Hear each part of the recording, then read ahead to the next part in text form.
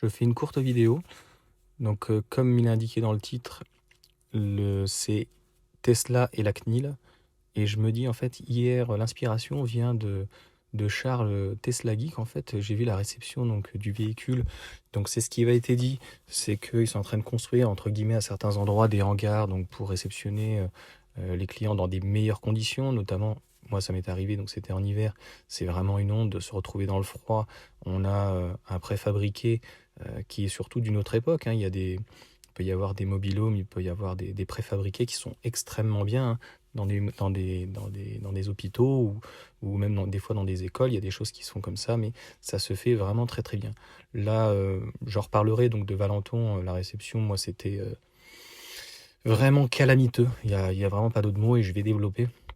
On vient de pas me dire il est pro ceci, il est pro cela, mais en fait, à un moment donné, tout n'est pas rose, malheureusement, chez Tesla. Et je pensais à ça ce matin, je me dis, les réceptions, c'est vraiment pas clean clean, c'est le cas de le dire. Il y a des choses qui sont abîmées, il y a des choses qui sont. La voiture n'est clairement pas préparée. Et donc, ça fera office d'une autre vidéo par rapport à la préparation chez Tesla, qui est vraiment une honte. Et par exemple, dans l'immobilier, c'est quelque chose qui ne se fait pas. Euh, on achète un appartement ou une maison qui est neuve, on réceptionne la maison, l'appartement neuf. C'est quand même assez rare qu'il y ait donc des malfaçons ou que l'appartement, la maison soit pas propre, ne soit pas nettoyé lors de la réception pour du neuf et d'ailleurs pour aussi de l'ancien. Là concrètement, l'inspiration elle est venue, je me dis Tesla, qu'est-ce qu'il leur reste? Il leur reste finalement les superchargeurs et le mode Sentinelle au final. Le mode Sentinelle, c'est vrai que c'est très bien, mais ça pose en France un très gros problème. J'ai vu des articles notamment en Allemagne, etc. Normalement, c'est interdit. Voilà, donc les gens qui achètent, en fait, souvent, il n'y a pas d'autre mot, c'est vrai que ce sont des geeks, ils adorent la technologie, mais il faut savoir ce que Tesla fait en France, c'est strictement interdit. Moi, j'ai des caméras, par exemple, à la maison, mais je n'ai pas le droit de filmer la partie publique. C'est absolument interdit. Et quand d'ailleurs vous mettez des caméras à l'extérieur, logiquement, vous devez faire appel à la police au moins municipale qui vienne en référé et qui fasse un écrit en disant voilà, telle personne a installé des caméras et nous avons vérifié et les caméras donc ne nuisent pas à la partie publique. Là, concrètement, ce n'est pas du tout le cas, hein. La voiture peut constamment enregistrer. Elle enregistre en plus en direct si on paye donc l'abonnement.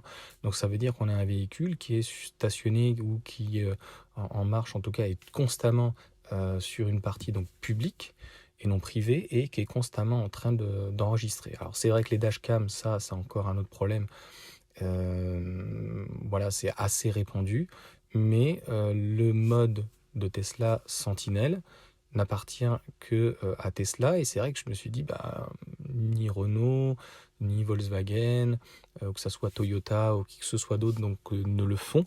Et ben, finalement, on sait très bien pourquoi ils ne le font pas, parce que ils seraient hors la loi et ce sont des constructeurs euh, historiques et qui n'ont pas du tout vocation à faire ce genre de choses. Donc je me dis demain, si à son insu plusieurs personnes sont filmées et que Tesla a été attaqué, de toute façon ils seront attaquables.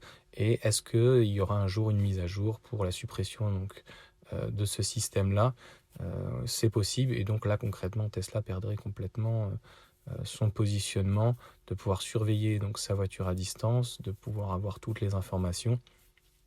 Là dans ces cas-là, il n'y a plus grand-chose qui reste à Tesla puisque ça fera aussi, je ferai une petite vidéo là-dessus où moi j'ai validé le fait qu'il n'y ait pas de capteur ni à l'avant ni à l'arrière.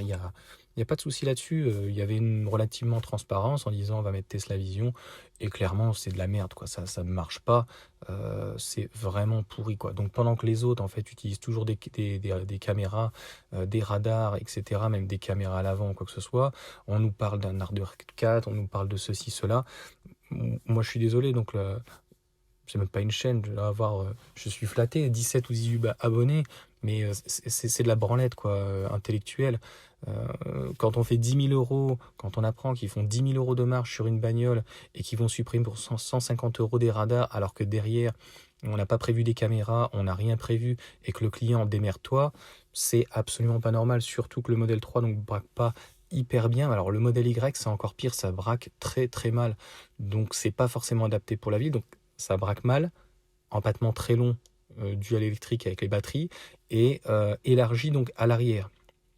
Donc on a des rétros qui ne sont pas très larges et donc ça fera office d'une nouvelle vidéo qui pour moi le véhicule se rapproche plus, ça va piquer à un monospace que ni un SUV, crossover et encore moins un 4x4. J'avais des 4x4 avant ou quoi que ce soit, même des SUV, voilà. De par la ligne et le volume et l'espace, c'est plus en fait un espace, un monospace, quoi. Donc voilà en fait l'idée au départ, c'était Tesla et la CNIL. Je pense qu'à un moment donné, ça va pas faire bon ménage et il va y avoir un jour où un voisin en aura marre que son autre voisin l'enregistre à son insu. Voilà, ça se sait pas trop encore, c'est les seuls, mais le jour où ça va vraiment, ils vont vraiment être attaqués et qui devront peut-être le supprimer dans ces cas-là, parce qu'on n'est pas en Chine, en France, concrètement, ils perdront un des gros avantages. Voilà, je vous souhaite une bonne journée.